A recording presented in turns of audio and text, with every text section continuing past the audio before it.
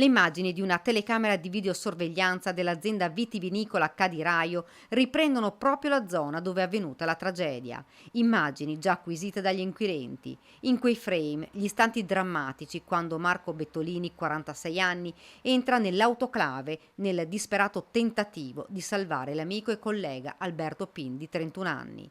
Le indagini degli uomini dello Spisal e dei carabinieri che stanno cercando di ricostruire il gravissimo infortunio sul lavoro.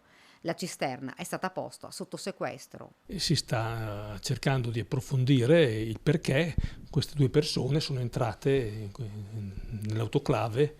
Dalle prime informazioni che arrivano dalla polizia giudiziaria, in quell'autoclave non avrebbe dovuto entrarci nessuno della ditta e eventuali interventi manutentivi avrebbero dovuto essere effettuati da una ditta esterna specializzata. Nei prossimi giorni sarà disposta l'autopsia sul corpo della vittima.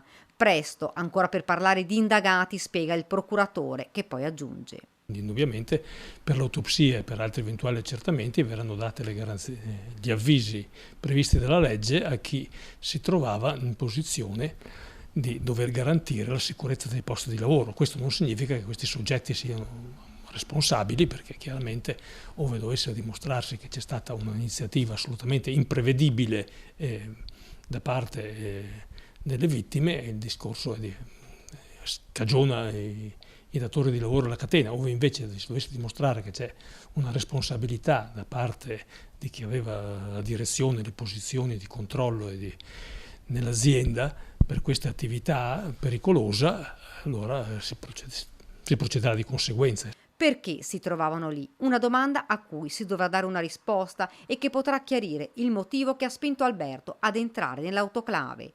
Le indagini sono solo all'inizio, fanno sapere dalla procura, mancano tasselli importanti per chiarire la dinamica della tragedia.